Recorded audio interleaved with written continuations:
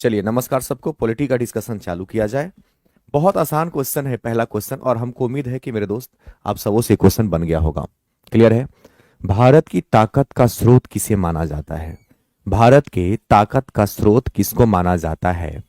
Question आपसे पूछा जा रहा है। तो ताकत का स्रोत क्या क्या हो सकता है ऑप्शन के हिसाब से मेरे दोस्त? विविधता या अनेकता को, यानी कि भारत में बहुत सारी विविधताएं हैं, बहुत प्रकार की जातियां हैं, बहुत प्रकार के धर्म हैं और सबों में एकता है। तो इसका सुटेबल आंसर जो होगा ऑप्शन ए होगा। क्या धर्म ताकत है? नहीं। क्या भाषा ताकत है? नहीं। विविधता जो है, बहुत सारी जातियां, बहुत सारे धर्म, बहुत सारी संस्कृति, फिर भी भारत जो है समृद्ध है। तो ये इसका सटीक आंसर होगा मेरे दोस्त।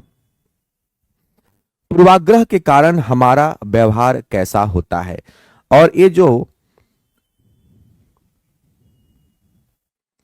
बड़ा अच्छा क्वेश्चन है। पूर्वाग्रह का पहले मतलब समझते हैं क्या होता है। पूर्वाग्रह का मतलब किसी व्यक्ति या समूह के प्रति नकारात्मक रवैया। किसी व्यक्ति या समूह के प्रति नकारात्मक रवैया को हम पूर्वाग्रह कहते हैं। तो पूर्वाग्रह के कारण हमारा जो व्यवहार हो जाता है वो दुखदाई हो जाता है। पहले से ही हम जान लेते हैं कि फलना बड़ा आदमी है, हमको रिस्पेक्ट देगा कि नहीं, या हम नीची जाति के हैं, तो इसके कारण हमको क्या होता है? दुख होता है। मतदाता केवल एक वोट दे सके, इसके लिए क्या किया जाता है? तो बहुत आसान क्वेश्चन है कि भैया मतदाता जो है एक ही वोट दे सके, बोकस वोट ना मारे। इसके लिए आप देखे होंगे कि इस फिंगर में क्या किया जाता है? स्याही लगा दिया जाता है। तो उंगली पर स्याही लगाया जाता है। लेकिन अब जिस व्यक्ति के हाथ नहीं होंगे, मान लो दोनों हाथ नहीं है, तो उस व्यक्ति को क्या किया जाएगा? सवाल उठता है कि ठीक है भैया, जिसका हाथ है उसका तो हम स्याही लगा लेंगे, लेकिन जिसका हाथ नहीं है उसके साथ क्या होगा? तो उस कंडीशन में उस व्यक्ति के पैर के अंगूठा में स्याही लगाया जाता है। इसको आज से ध्यान रखिएगा। जिस व्यक्ति का हाथ नहीं होता ना मेरे दोस्त, उस व्यक्ति के पैर के अंगूठा में स्याही लगाया जाता है। तो इसका आंसर हो जाएगा मतदाता केवल एक वोट दे सके, इसके लिए क्या किया जाता है? तो उंगली पर स्याही लगाया जाता है। भारत की राष्ट्रीय स्तर की सरकार कहां पे स्थित है? तो ये सब पता नहीं, दिल्ली में है। थोड़ा आसान क्वेश्चन है। राज्य के बीच विवादों का समाधान करने की जिम्मेदारी किसकी होती है? जो इसका आंसर आपको मिला होगा, आंसर सीट जब आपको मिला होगा मेरे दोस्त, तो केंद्र सरकार इसका आंसर दिया हुआ होगा, जो कि गलत है। इसका जवाब हो जाएगा उपयुक्त में से कोई नहीं। तो इसका सही जवाब क्या होगा? तो राज्य के बीच विवादों का समाधान करने की जिम्मेदारी किसकी होती है? राज्य के बीच विवाद का समाधान करने की जिम्मेदारी किसकी होती है? तो याद रखिएगा सर्वोच्च न्यायालय की होती है।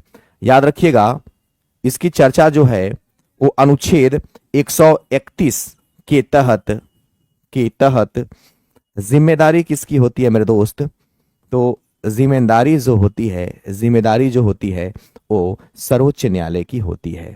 किसकी होती है? तो मेरे दोस्त सर्वोच्च न्यायालय की होती है। याद रखिएगा। लेकिन जो आपको आंसर दिया गया होगा ना मेरे भाई, वो आंसर क्या दिया गया होगा? केंद्र सरकार, जो कि गलत है। इसका आंसर होगा सर्वोच्च न्यायालय। ग्राम पंचायत व ग्राम सभा की बैठक बुलाने और जो भी खर्च एवं निर्णय हुए हैं उसका रिकॉर्ड कौन रखता है? तो ग्राम सचिव रखता है। ये सब याद रखना है आपको। हाँ, आज आंसर में बहुत गलत है, तो मेरा काम है ना उसको सुधारना। शिक्षक क्यों आते हैं, टीचर क्यों आते हैं? उसको सुधारने के लिए आते हैं मेरे दोस्त। तो ग्राम पंचायत व ग्राम सभा की बैठक बुलाना और जो भी खर्च हुआ है, निर्णय का रिकॉर्ड रखना, एक काम किसका होता है? तो ग्राम सचिव का होता है। खाली स्थान उन सभी वयस्कों की एक बैठक है जो एक पंचायत द्वारा कवर किए गए क्षेत्र में रहते हैं। तो ग्राम सभा, ग्राम सभा उन सभी वयस्कों की एक बैठक है। ग्राम सभा में कौन आता है? तो वे वयस्क आते हैं जिनका नाम मतदाता सूची में होता है। क्लियर है ना? गांव पर शासन चलाने वाली इकाई जिसका गठन ग्राम सभा द्वारा होता है क्या कहलाती है? तो याद रखना है कि गांव पर शासन चलाने वाली जो इकाई होती है उसको हम कहते हैं ग्राम पंचायत। याद रखिएगा, गांव पर शासन चलाने वाली इकाई को क्या कहते हैं? ग्राम पंचायत कहते हैं। इस बात को याद रखिएगा। ग्राम पंचायत का जो गठन होता है ना, वो 7,000 की जनसंख्या पर होता है। और ग्राम सभा क्या है, तो वोट देने वाले युवा का समूह है, युवा समूह है। और पंचायत समिति की अगर हम बात करते हैं तो मेरे दोस्त 5,000 की जनसंख्या पर। क्लियर है ना। और उसमें जिला परिषद भी आता है। तो यहां पे जिला परिषद की जो गठन होती है, जिला परिषद जो होता है वो कितना जनसंख्या पर चुना जाता है, तो 50,000 की जनसंख्या पर चुना जाता है। भारतीय संविधान मान्यता देता है सभी लोग बराबर हैं, ये मानता है भारत का संविधान। सभी लोग समान नहीं है, ये कभी नहीं मानता है। भारत के संविधान के नजर में सारे जो लोग हैं, भारत के सभी धर्म सभी समुदाय के जो लोग हैं वो एक समान हैं। सभी लोग आर्थिक रूप से समान है, ये भी नहीं समझता है भारत। आर्थिक रूप से सभी लोग कैसे समान हो सकते हैं, कुछ गरीब हैं कुछ अमीर हैं। इसका सटीक आंसर होगा ऑप्शन ए। नागरिक अधिकार अधिनियम, बहुत ध्यान से समझिएगा, नागरिकता अधिनियम नहीं है, एक मिलता जुलता नाम है नागरिकता अधिनियम। नागरिकता अधिनियम जो है ये अलग चीज है। यह आया था 1955 में। इस अधिनियम के तहत ये कहा गया था कि भारत की नागरिकता कितने प्रकार से दी जा सकती है। 5 प्रकार बताया गया था, जन्म के आधार पर, वंश के आधार पर, अर्जित भूभाग के आधार पर, देशीकरण और पंजीकरण। लेकिन एक क्वेश्चन कुछ और कह रहा है। नागरिकता अधिकार अधिनियम जो है वो कब पारित हुआ था, तो मेरे दोस्त ये पारित हुआ था 1964 में। याद रखिएगा कब पारित हुआ था, 1964 में। और इसके पारित होने के पीछे थोड़ा सा पॉइंट अगर आपको हम क्लियर कर दे, तो अमेरिकी प्रतिनिधि सभा ने इसको पारित किया था। किसने पारित किया था, तो अमेरिकी प्रतिनिधि सभा ने इसको पारित किया था। प्रतिनिधि सभा ने मेरे दोस्त पारित किया था, ने पारित किया था। और कब किया था, तो डेट इसका था फरवरी 10 फरवरी को किया था। कब किया था, तो 10 फरवरी 1964 को इसको क्या किया था, पारित किया था। तो नागरिकता अधिकार अधिनियम कब पारित किया गया, 1964 में। किसने किया, तो अमेरिकी प्रतिनिधि सभा ने इसको पारित किया था 10 फरवरी 1964 को मेरे दोस्त। विधानमंडल से आप क्या समझते हैं, तो विधानमंडल की अगर हम बात करें तो विधानमंडल की चर्चा जो है ना वो 168 संविधान अनुच्छेद में किया गया है। और इसके 2 अंग बताए गए हैं। एक बताया गया है विधानसभा, और मेरे दोस्त एक बताया गया है विधानसभा, और एक बताया गया है विधान पारिषद। क्या बताया गया है, तो एक विधान पारिषद बताया गया है मेरे दोस्त। और विधानसभा की अगर हम बात करें तो विधानसभा की अगर बात करें तो आर्टिकल 170 में इसकी चर्चा है, और विधान पारिषद 171 में है। और बीच में 169 आर्टिकल आता है जिसमें विधान पारिषद कैसे बनेगा इसकी बात की गई है। तो विधान पारिषद के गठन की बात की गई है मेरे दोस्त। तो क्वेश्चन क्या कहता है, विधानमंडल से आप क्या समझते हैं, तो क्या विधानमंडल में सत्तारूढ़ पार्टी के सदस्य होते हैं, बिल्कुल नहीं। विपक्षी दल के सदस्य होते हैं, बिल्कुल नहीं। विधानसभा के सदस्य होते हैं, तो ये सही है। आप कहोगे सर विधान पारिषद आप क्यों नहीं कह रहे हो, क्योंकि मेरे दोस्त 6 ही ऐसे राज्य हैं जहां पे विधान पारिषद है। तो सुटेबल आंसर जो होगा विधानमंडल में विधानसभा होगा। 6 कौन कौन से राज्य आएंगे, तो याद रखना ट्रिक है, तुम कब आओगी, तुम कब आओगी, तुम कब आओगी जो मेरे दोस्त इसका आंसर होगा। त से हो जाएगा तेलंगाना, म से होगा महाराष्ट्र, क से होगा कर्नाटक, ब से होगा अपना बिहार, अ से होगा आंध्र प्रदेश, और ऊ से होगा यूपी, और गी से होगा कुछ नहीं। इसलिए विधानमंडल का सही जो, और विधानमंडल में राज्यपाल भी आते हैं, तो ऑप्शन में है नहीं, तो सटीक आंसर क्या हो जाएगा मेरे दोस्त, तो सी हो जाएगा। मुख्यमंत्री व स्वास्थ्य मंत्री कौन से विभाग में कार्य करते हैं, तो मुख्यमंत्री लोक निर्माण का कार्य करते हैं। पूरा जनता, बिहार की जनता या किसी राज्य की जिसके मुख्यमंत्री होंगे उसका देखभाल करेंगे। कृषि विभाग भी मुख्यमंत्री के अधीन आता है। स्वास्थ्य कौन देखेंगे? स्वास्थ्य मंत्री स्वास्थ्य विभाग देखेंगे। तो दोनों के बारे में पूछा है तो सारे ऑप्शन सही हैं। तो इसका सही जवाब हो जाएगा ऑप्शन डी, उपयुक्त में से एक से अधिक। क्लियर है ना? बहुत बढ़िया। सामोआ समाज पर किए गए अनुसंधान की रिपोर्ट के अनुसार किस दशक में बच्चे स्कूल नहीं जाते थे? तो वह दशक था 1920। कौन सा दशक था? 1920 था। खुद को कई अलग अलग गतिविधियों में बच्चे जो थे अपने आप को व्यस्त रखते थे। बच्चे जो थे सामोआ समाज के, वो पढ़ने नहीं जाते थे, खुद को व्यस्त रखा करते थे कई अलग अलग गतिविधियों में, जैसे मछली पकड़ना, जंगल से लकड़ी लाना इत्यादि। द्वीपों पर 13-14 साल की लड़कियां कौन कौन से काम सीखती हैं? तो द्वीपों पर रहने वाली जो 13-14 साल की लड़कियां हैं वो मछली पकड़ने का काम सीखती हैं, बागानों में काम करना, डलिया बुनना। तो सारे ऑप्शन सही है मेरे दोस्त। तो इस कंडीशन में जो इसका आंसर होगा वो डी हो जाएगा, उपयुक्त में से एक से अधिक। जब कोई जबरदस्ती कानून या नियम तोड़ता है या खुले तौर पर अनादर दिखाता है तो हम कह सकते हैं कि भैया वो उल्लंघन कर रहा है। क्या कर रहा है? तो नियम का क्या कर रहा है मेरे दोस्त? तो नियम का उल्लंघन कर रहा है। बहुत ज्यादा हार्ड क्वेश्चन नहीं है, लेकिन थोड़ा सा अपना कॉमन सेंस का इस्तेमाल करते रहना है। जब हम लोगों के साथ समान या सम्मान के साथ व्यवहार नहीं कर सकते हैं तो हम खाली स्थान में लिप्त होते हैं, हम यानी कि भेदभाव में लिप्त होते हैं। हम अगर व्यक्ति को सम्मान नहीं दे सकते हैं या उसके साथ सम्मान व्यवहार नहीं करते हैं तो इसका मतलब क्या हुआ? हम भेदभाव कर रहे हैं। ऊंची जाति का नीची जाति का भेदभाव कर रहे हैं, गरीबी और अमीरी का भेदभाव कर रहे हैं। तो इसका सुटेबल आंसर मेरे दोस्त क्या होगा? तो बी होगा। लहरिया नामक समाचार पत्र में कितनी दलित महिलाओं ने काम किया? बहुत अच्छा क्वेश्चन है और इस क्वेश्चन को अच्छे से नोट डाउन कर लेना मेरे दोस्त। लहरिया नामक समाचार पत्र में 8 महिलाओं ने क्या किया था? 8 महिलाओं ने काम किया था।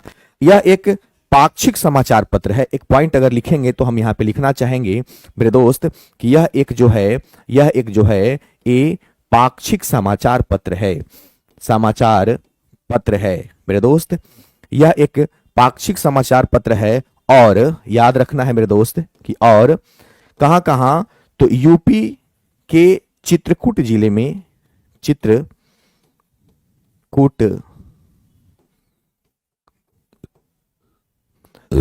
जिले में नहीं से प्रकाशित होती है, जिले से प्रकाशित होती है। 2 महिलाओं ने इसको चालू किया था। तो यहां पे एक पॉइंट बनता है इन महिलाओं के लिए। 2 महिलाएं हैं तो याद रखना है इसकी स्थापना जो है, इसकी स्थापना की अगर हम बात करेंगे मेरे दोस्त तो इसकी स्थापना 2 महिलाओं ने किया। एक का नाम है कविता देवी, एक महिला है कविता देवी और एक महिला है मीरा देवी। ये मीरा देवी हैं और इन दोनों महिलाओं ने मिलकर के लहरिया नामक समाचार पत्र कहां चालू किया? तो उत्तर प्रदेश के चित्रकूट जिले से प्रकाशित किया। और इसमें कितनी महिलाओं ने काम किया? तो दलित महिला पूछ रहा है, याद रखना मेरे दोस्त, दलित महिला पूछ रहा है। तो 8 दलित महिलाओं ने। लक्की सिंह कहते हैं कि सर न्यू बैच पर कोई ऑफर मिलेगा? मेरा भी 3-4 बैच लॉन्च हो रहा है और सब में लगभग ऑफर है। मतलब जो 400 का बैच था वो 200 में हम कर दिए हैं, तो लगभग ऑफर है। तो मेरा बैच 4 तारीख से स्टार्ट हो रहा है मेरे दोस्त। एक तो कॉमन पेपर हम स्टार्ट कर रहे हैं। हमारा कॉमन पेपर 4 तारीख से स्टार्ट हो रहा है, जिसमें राष्ट्रीय आंदोलन पढ़ाएंगे, इंडियन ज्योग्राफी पढ़ाएंगे, सब ट्रिक वेस्ट रहेगा, बहुत मजा आएगा। करंट अफेयर चलेगा पूरा एकदम। दूसरा एक बैच लॉन्च कर रहे हैं करंट अफेयर का, जिसमें पिछले साल का करंट अफेयर और 2025 का करंट अफेयर जो आएगा वो अगस्त तक, मतलब 6 महीना का, जनवरी फरवरी मार्च अप्रैल मई तक का, जून तक का रहेगा। तो 1.5 साल का हम करंट अफेयर आपको चालू करने वाले हैं। सब 6 तारीख से सारा बैच स्टार्ट हो जाएगा। एक सिविल कोड का बैच हम स्टार्ट कर रहे हैं, वो भी 6 तारीख से स्टार्ट होगा। इसका आंसर हो जाएगा। चलिए, पावर लूम क्या है? तो भाई मेरे यह एक बिजली चालित करघा है। करघा का मतलब इस मशीन के द्वारा कपड़ों के टुकड़े बनाए जाते हैं, कपड़े बनाए जाते हैं करघा के द्वारा। और याद रखिएगा कभी कभी इसके बारे में ये पूछा ना कि पावरलूम क्या है, ठीक है ना, पूछता है अभी कि पावरलूम क्या है, कभी कभी पूछ देगा इसका आविष्कार किसने किया था। तो मेरे दोस्त अगर पूछ दे कहीं घुमा करके कि इसका आविष्कार किसने किया था, तो हम लोग को याद रखना चाहिए कि इसका आविष्कार किया था एडमंड, नाम थोड़ा सा कार्टराइट ने, थोड़ा सा टेढ़ा नाम है, ठीक है ना। अच्छा, कब किया था? तो भैया ये किया था 1785 में, याद रखना इस बात को। यह हाथों से नहीं बल्कि पानी भाप से के बिजली से चलती है, तो पानी के भाप से चलती है, इस बात को याद रखना पावर लूम क्या है। अगला क्वेश्चन की बात करें, भारत गणतंत्र कब बना? तो भैया सबको पता है 26 जनवरी 1950 को बना। 26 नवंबर 1949 की अगर हम बात करें तो संविधान इस दिन बन के तैयार हुआ। संविधान बनकर क्या हुआ था मेरे दोस्त? तो तैयार हुआ था। और इसी दिन 26 नवंबर की बात करें ना मेरे दोस्त, इसी 26 नवंबर को हम मनाते हैं संविधान दिवस। अगर पूछे कि संविधान दिवस कब मनाते हैं, तो संविधान दिवस हम मनाते हैं 26 नवंबर को, याद रखना इस बात को आप। अगला क्वेश्चन है कि संघवाद क्या है? बहुत बहुत सिंपल वे में पूछा है कि भैया बताओ संघवाद क्या है। क्लियर है? देखो संघवाद का मतलब क्या है, इसका परिभाषा जानो कि संघवाद का मतलब होता है किसी देश में वैसी सरकार जहां एक से ज्यादा स्तर की सरकारें होती है, संघवाद कहलाती है। केंद्र स्तर की हो गई, राज्य स्तर की हो गई।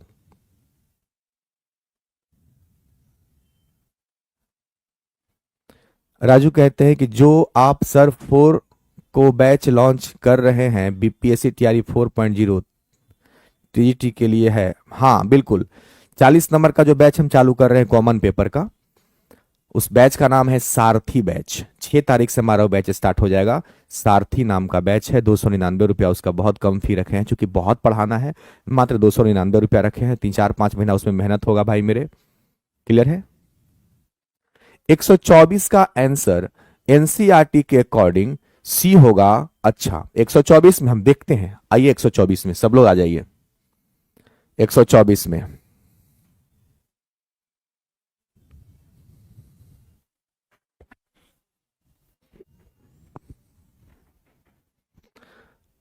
द्वीपों पर 13-14 साल की लड़कियां जो हैं कौन कौन से काम सीखती थी?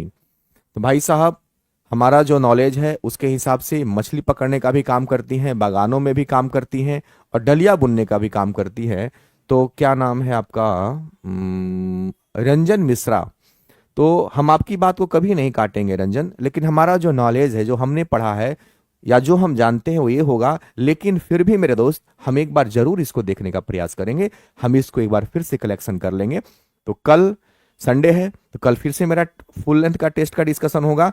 तो क्वेश्चन नंबर क्या है? 124 मेरे दोस्त, आप जरूर लाइव में आना, आप चर्चा करना कि सर कल 124 का क्वेश्चन रह गया था। तो मेरे दोस्त हम जरूर आपका जवाब देने का प्रयास करेंगे।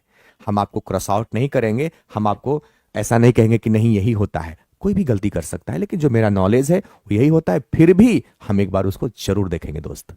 आगे बढ़े, चलिए, और आप भी एक बार देखना, ठीक है? आइए, यहां तक हो गया ना?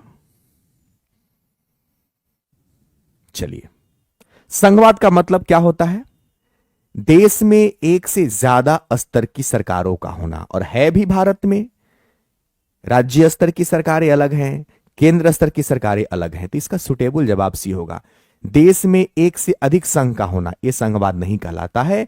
देश में एक से ज्यादा सत्ता का होना यह भी संघवाद नहीं कहलाता है, बल्कि संघवाद का मतलब होता है देश में एक से ज्यादा स्तर की सरकारों का होना। ठीक है मेरे दोस्त, वेरी गुड। कहता है क्वेश्चन, 5 फरवरी 2004 में फ्रांस में कौन सा कानून बनाया गया था? कौन जवाब दीजिएगा? जवाब दीजिए इसका। इसका सही जवाब आप दीजिए मेरे दोस्त। सर हम आपके स्टूडेंट हैं, सुबह में 7 बजे सेट में आते थे, 3.0 में 4-5 नंबर से रह गया है, नहीं हो पाया। कोई बात नहीं जयप्रकाश मंडल, 4.0 वो सितारा आपके कंधे पर जरूर लगेगा मेरे दोस्त, और निराश मत होना। आपके अंदर बहुत काबिलियत था, तभी तो सिर्फ 4 ही 5 नंबर से रह गए। बहुत लंबा गैप नंबर का नहीं है मेरे दोस्त, थोड़ा सा इस बार प्रयास करना है, और इस बार रैंक लाने का प्रयास करना है अंडर 10। और आपकी अंदर क्षमता असीम है, ये आपको भी पता है मेरे दोस्त। तो होता है थोड़ा बहुत उतार चढ़ाव होता है, हम लोग को तब तक हिम्मत नहीं हारना है जब तक कि हमारा रिजल्ट ना हो जाए और नौकरी हमारे मुट्ठी में ना आ जाए। तो जब तक नौकरी आपके मुट्ठी में नहीं आएगा ना, तो आपको पता है, कहावत है ना कि भुना हुआ मछली भी पानी में तैरने लगता है मेरे दोस्त, जब वक्त खराब होता है तो ये सब चीजों को हम लोग को आदत करना होगा, झेलना होगा। क्योंकि जब आपका रिजल्ट नहीं हुआ रहेगा ना, तो बहुत बकैती करेगा लोग, बहुत तरह का बात करेगा, तो झेलना है मेरे दोस्त। TRE 4 के रिजल्ट तक हम लोग को बर्दाश्त करना है। ठीक है, आइए। तो 5 फरवरी 2004 में फ्रांस में कौन सा कानून जो है वो बनाया गया था? चलिए, बहुत लोगों का जवाब आने भी लगा है। कौन सा कानून बनाया गया था बताएंगे? देखिए, ये जो कानून बनाया गया था ना, इस कानून के तहत क्या हुआ था कि 5 फरवरी 2004 को एक फ्रांस में कानून ये बनाया गया कि किसी भी छात्र या शिक्षक को ये मना कर दिया गया कि आप जो सरकारी विद्यालय है, सरकारी विद्यालय में किसी भी धर्म का सूचक पहन के आपको नहीं आना है। जैसे क्रॉस नहीं पहन के आ सकते हैं, बांध के नहीं आ सकते हैं, बुर्का में नहीं आ सकते हैं। तो इसका सही जवाब होगा धार्मिक व राजनीतिक प्रतीकों को धारण करके स्कूल में ना आना। बहुत अच्छा प्रश्न है मेरे दोस्त। और MD इजहर कहते हैं सर हम 10 नंबर से रह गए। कोई बात नहीं, इस बार अंडर 10 में आना है, ठीक है ना? इस बार अंडर 10 में आना है दोस्त। चलिए, नेक्स्ट क्वेश्चन कहते हैं, हिटलर ने जर्मनी में किसे सताया था? यहूदियों को सताया था। ये क्वेश्चन बार बार हिटलर से संबंधित है। और इस बात को याद रखिएगा कि द्वितीय विश्व युद्ध का वो समय था जिस समय नरसंहार किया गया था यहूदियों का। आया बात समझ में? और दुनिया भर में इसको एक नाम से होलोकास्ट का नाम दिया गया था। इसको क्या नाम दिया गया था? होलोकास्ट नाम दिया गया था। होलोकास्ट नाम दिया गया था। आपको बता दें हम कि हिटलर ने द्वितीय विश्व युद्ध के समय यहूदियों का इतना नरसंहार किया था कि दुनिया में सबसे बड़ा नरसंहार माना जाता है। और दुनिया वालों ने इस नरसंहार का नाम दिया था होलोकास्ट। इस नरसंहार का नाम क्या दिया था मेरे दोस्त? तो होलोकास्ट दिया था। याद रखना। खाली स्थान में कई ऊंची जातियां हैं जो निचली जातियों के साथ भेदभाव करती है। यार, हमें जब मैंने इस आंसर को देखा बुरा लगा मेरे को। इसमें आंसर होगा हिंदू धर्म। हिंदू धर्म में कई ऊंची जातियां हैं। यहां पे क्या होगा? हिंदू धर्म। और ये सही भी है, हिंदू धर्म में कई ऊंची जातियां हैं जो निचली जातियों के साथ भेदभाव करती है। क्लियर है? इसका आंसर होगा बी। भारतीय संविधान के किस अनुच्छेद में अस्पृश्यता, मेरे दोस्त कहता है छुआछूत, इसका अर्थ होता है छुआछूत का अंत किया गया। हम अभी जस्ट ऑफलाइन के बैच में अभी हम ट्रिक से इसको याद कराए थे। 17 छुआछूत का अंत 17 में हुआ था। 15 में क्या है? तो 15 में कहा गया है धर्म, लिंग, जाति के आधार पर भेदभाव का अंत। भेदभाव का मेरे दोस्त अंत। और अनुच्छेद 21 में कहा गया है प्राण और दैहिक स्वतंत्रता। प्राण और दैहिक स्वतंत्रता मेरे दोस्त, इसको आप याद रखेंगे। ठीक है ना? अगला बढ़ते हैं। 2024 के आम चुनाव में पहली बार किसका इस्तेमाल किया गया था? तो वोटिंग मशीन का तो पहले से ही हो रहा है, पर उसका ईवीएम के फॉर्म में इस्तेमाल किया गया था। ईवीएम मशीन का इस्तेमाल किया गया था। और ईवीएम मशीन की अगर हम बात करें तो ईवीएम मशीन का अगर क्वेश्चन आपसे ऐसे पूछ देना मेरे दोस्त कि ईवीएम मशीन का सबसे पहला बार प्रयोग कब किया गया था, कब किया गया था? तो मेरे दोस्त याद रखना 1982 में किया गया था। सबसे पहला बार 1982 में किया गया था। केरल का एक विधानसभा में किया गया था। 50 को क्षेत्र था उसी में। तो याद रखना केरल के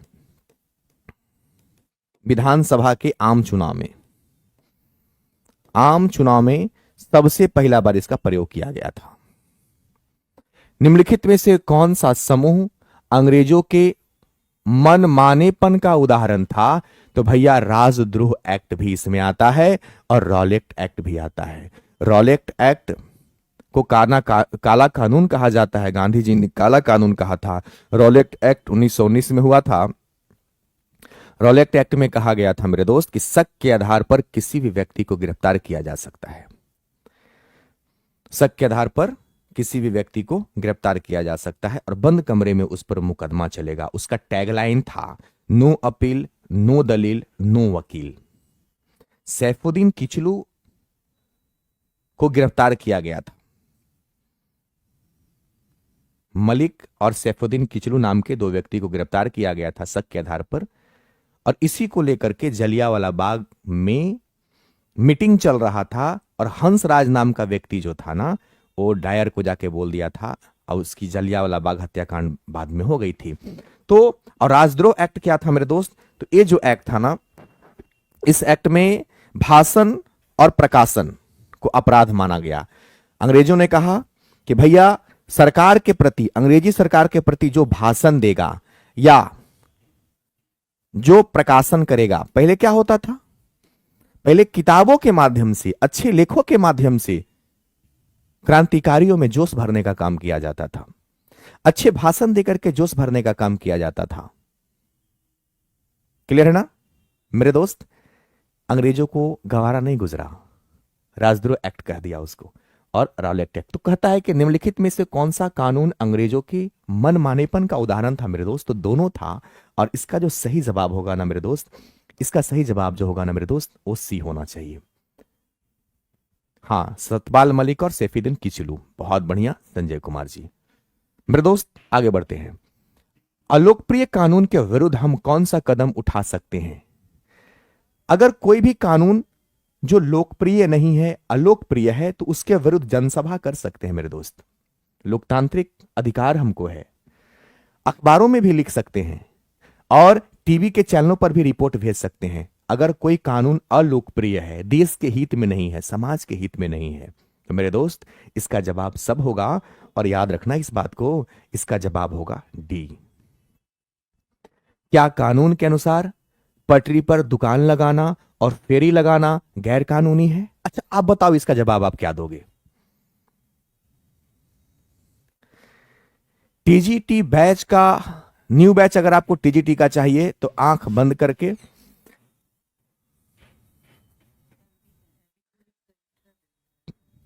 कितना दे दीजिए ना ना, आज हमको आज चाहिए। नहीं, हाँ, तो मेरे दोस्त इसका आप जवाब क्या देंगे? आप मुझे बताओ।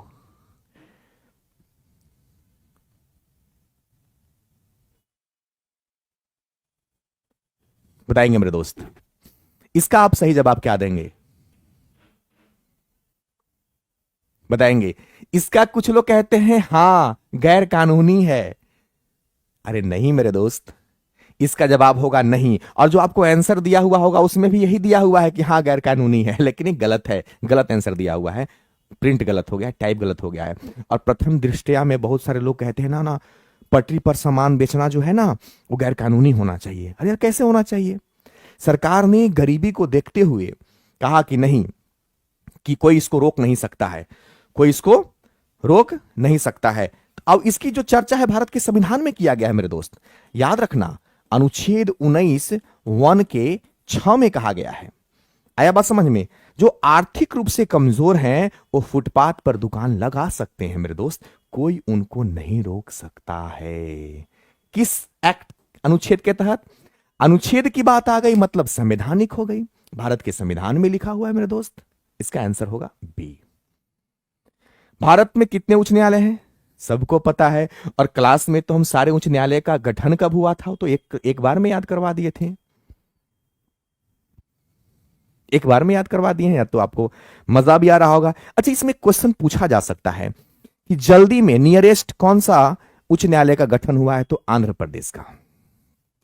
इसको लिख देते हैं कि आंध्र प्रदेश का जो उच्च न्यायालय है, आंध्र प्रदेश का जो उच्च न्यायालय है उसका गठन जो हुआ है 1 फरवरी को हुआ है 2010 से। अब कहां बन गया? अमरावती बन गया।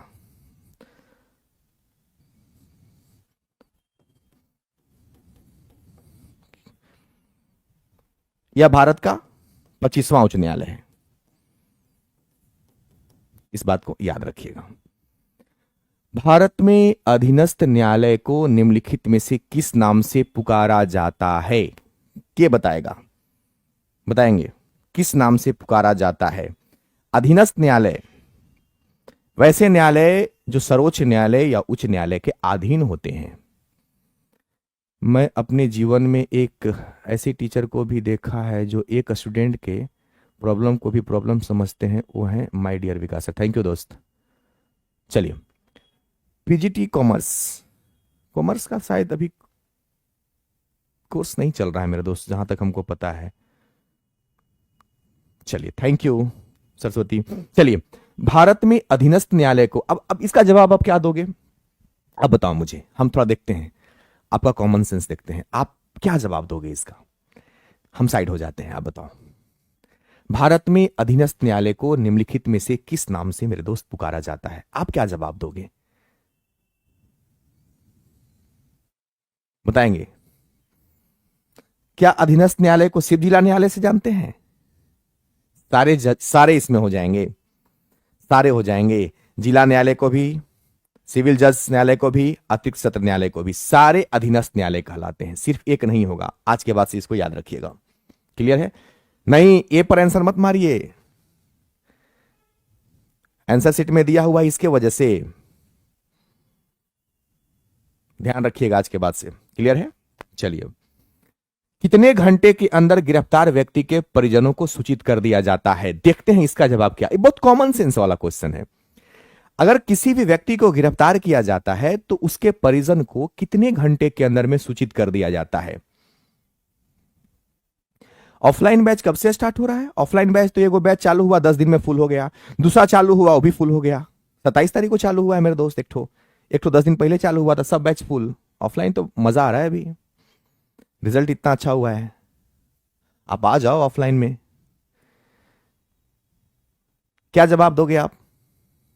आंसर तो जो टेस्ट लगाए होंगे उनको आंसर शीट में आंसर दिया हुआ है 8 से 12 घंटा के भीतर दिया हुआ है ना? गलत है।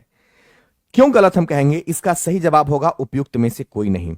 अब हम ऐसा क्यों कह रहे हैं? क्योंकि भारत के संविधान में कोई सीमा तय नहीं है सूचित करने के लिए, कोई सीमा तय नहीं है। आज के बाद से इसको याद रखना है। हालांकि हालांकि हालांकि लगा देने का मतलब क्या है? गिरफ्तार किए गए व्यक्ति को नजदीकी मजिस्ट्रेट के पास 24 घंटे के अंदर में उपस्थित करवाना अनिवार्य है। लेकिन उसके परिजन को सूचित करने का कोई टाइमिंग फिक्स नहीं है। 10 मिनट में भी कर सकता है, 2 घंटा में भी कर सकता है। गिरफ्तार किए गए व्यक्ति के परिजन को तुरंत सूचित कर सकता है। संविधान या सिस्टम में आईपीसी के तहत कोई भी ऐसा टाइमिंग फिक्स नहीं किया गया है। लेकिन जो आंसर दिया गया है आप लोग को, वो टाइपिंग मिस्टेक है, सुधार लीजिएगा। दिया गया है 8 से 12 घंटा, जबकि 110% गलत है। क्लियर है ना? 110, 24 घंटा नहीं, 24 घंटा के अंदर जो नजदीकी जो मजिस्ट्रेट होंगे उनके सामने प्रस्तुत किया जाता है। क्लियर है? Very good. लोकतंत्र में शासन कौन करता है भैया? जनता करता है ना? जनता करता है। निम्नलिखित में से किस देश में सैनिक द्वारा तख्ता पलटकर शासन स्थापित करने का उदाहरण मिलता है भैया? पाकिस्तान में। पाकिस्तान में वहां का जो प्रशासन है और वहां की जो सरकार है, दोनों में गठबंधन होता है मेरे भाई। भारत जैसा नहीं है कि भारत में जो सरकार होती है वो जो हुक्मरान है, जो सरकार यहां की है, उसके अधीन काम करता है शासन, यहां का प्रशासन यहां का। पाकिस्तान में ऐसा नहीं, वायलेंट होता है, कखनियों तख्ता पलट हो जाता है वहां। तो कौन सा देश? पाकिस्तान है। लोकतंत्र में किसी समस्या के समाधान हेतु निम्नांकित में से किसकी भूमिका सर्वाधिक महत्वपूर्ण है? अब हम देखते हैं, आप 144 का जवाब क्या दीजिएगा? 144 का आप सटीक जवाब क्या दीजिएगा? आपके सामने बहुत अच्छा प्रश्न है मेरे दोस्त, बहुत अच्छा प्रश्न है आपके सामने मेरे दोस्त। अभी इसका आप क्या जवाब दीजिएगा? ऑल होगा? नहीं, बहुत अच्छा क्वेश्चन है सर। दंडवत प्रणाम। ठंडा का दिन है रे, दंडवत काहे कर रहे हो? दूर से ही प्रणाम कर लो भाई। दंडवत प्रणाम मतलब समझ रहे हो, सोना पड़ता है उसके लिए मेरे दोस्त। चलिए, नहीं नहीं, नेपाल में तख्ता पलट नहीं कहेंगे उसको। तख्ता पलट का मतलब होता है कि जहां पे सरकार को हटा करके और आर्मी की सरकार बन जाती हो। क्लियर है? बताएंगे। अब इसका आंसर हम बताते हैं। कहता है लोकतंत्र में किसी समस्या के समाधान हेतु निम्नांकित में से सबसे ज्यादा अगर भूमिका होती है तो विपक्षी दल का होता है। समस्या का समाधान कौन करता है? विपक्षी दल। याद कराता है पक्ष वाले को, जो जीता हुआ है उसको घंटी बजा के कह रहे तुम सरकार में हो, तुम ये काम नहीं कर रहे हो। सबसे बड़ी भूमिका क्या होती है? कहावत है कि किसी सरकार की नींव मजबूत तब होता है जब उसके विपक्ष में विपक्षी बैठा हुआ होता है। क्लियर है? चलिए मेरे दोस्त आगे बढ़ते हैं। एक लोकतांत्रिक राज्य में कौन सा अधिकार जो है लोगों को प्राप्त रहता है? एक लोकतांत्रिक राज्य में कौन सा अधिकार? तो वोट देने का अधिकार है, विचार अभिव्यक्ति का भी अधिकार जनता को है, राजनीतिक सहभागिता का भी अधिकार है। तो मेरे दोस्त इसका आंसर सब होगा। जनता को सारे ऑप्शन अवेलेबल है। क्लियर है ना? आगे बढ़ते हैं। अगला क्वेश्चन है मेरे दोस्त, लोकतंत्र का प्रधान अवगुण क्या है? बहुत देखते हैं 146 का जवाब कौन देते हैं। और जानते हो यह ऐसा ऐसा क्वेश्चन है ना कि मतलब जरूरत नहीं किताब पढ़ने का। आपको कोई जरूरत ही नहीं है किताब पढ़ने का मेरे दोस्त। ये सब ऐसे प्रश्न हैं कि आपको पढ़ने की ही जरूरत नहीं है मेरे दोस्त। बताइए इसका जवाब क्या होगा? लोकतंत्र का प्रधान अवगुण है जिसकी लाठी उसकी भैंस। मतलब लोकतंत्र में जिसकी सरकार बन जाती है ना, उसी का हुकूमत चलता है, वो अपना मनमानी करता है। जैसे बिहार में नीतीश कुमार, अब जिसकी लाठी उसी की भैंस। समझ में आ गया? कुछ लोग ई कह रहे हैं, कुछ लोग बी कह रहे हैं, तो अर्थ को समझना मेरे दोस्त। क्लियर है? बहुत बढ़िया। इसका आंसर क्या होगा? ए होगा। आगे बढ़ते हैं। भारतीय संविधान में परिवर्तन की कितनी प्रक्रियाओं का उल्लेख किया गया है? मतलब संशोधन का कितना उल्लेख है? कितने प्रकार के संशोधन किए जा सकते हैं मेरे दोस्त? कितने प्रकार के संशोधन किए जा सकते हैं? कितने प्रकार के संशोधन किए जा सकते हैं मेरे दोस्त? तो याद रखना 3 प्रकार के संशोधन किए जा सकते हैं। पहला संशोधन जो है ना, वो क्या है उसको देख लेते हैं। पहला अगर हम बात करें, संसद के साधारण बहुमत से संशोधन,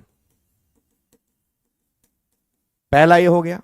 चलिए अगला देखते हैं, संसद के विशेष बहुमत से संशोधन। संसद के विशेष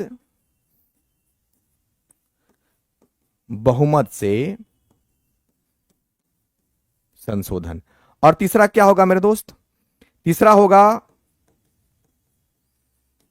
संसद के विशेष बहुमत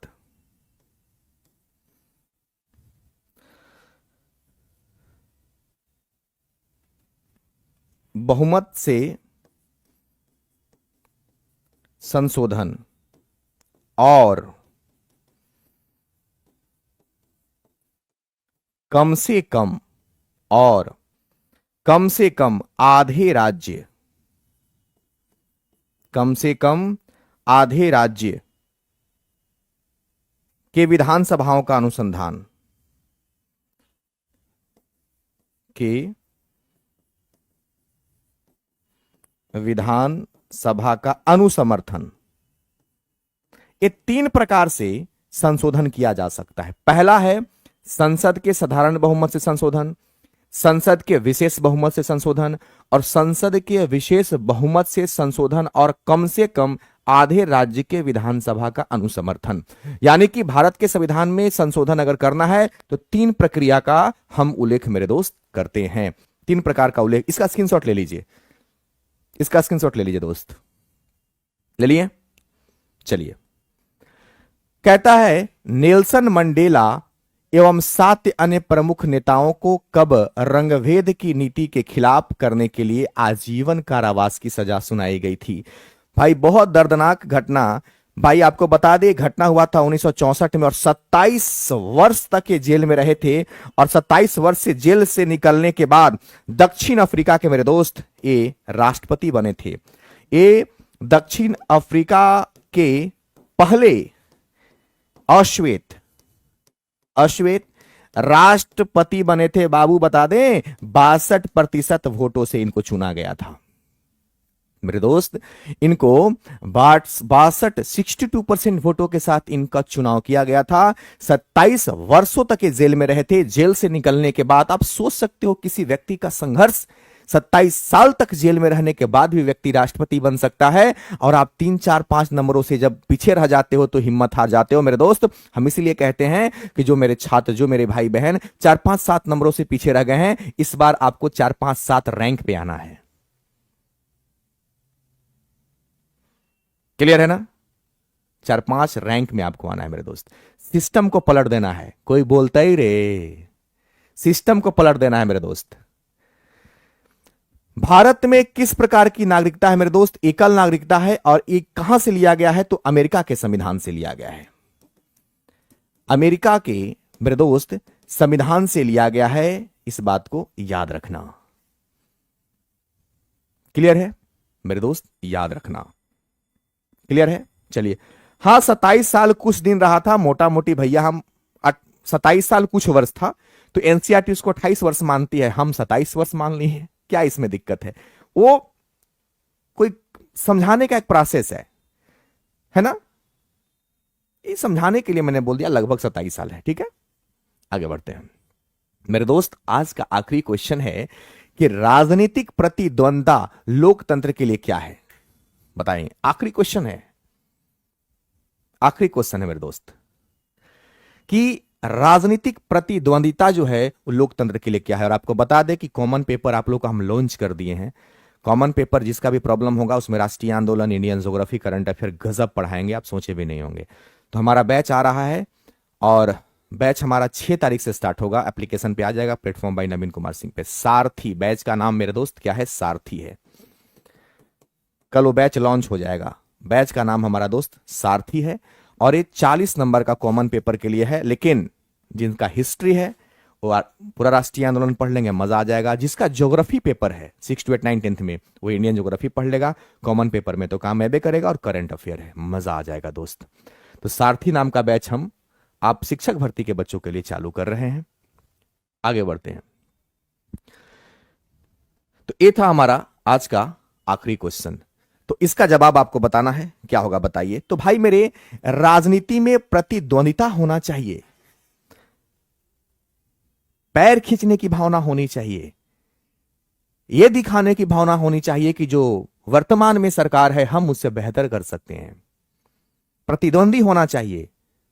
लालू यादव का स्टेटमेंट भाषण सुनिए, बड़ा मजा आता है। बोलते हैं कि आप इस्तीफा दीजिए। या अभी जो वर्तमान में सरकार है विपक्षी क्या कहती है कि नीतीश कुमार इस्तीफा दे दीजिए। ये प्रतिद्वंदी की मामला। तो प्रतिद्वंदिता होना जो होता है ना मेरे दोस्त, इस शुभ संकेत होता है। अब किसी राज में अगर विपक्षी ही नहीं हो तो प्रतिद्वंदी कहां से होगा? ये 6 तारीख से बैच आएगा।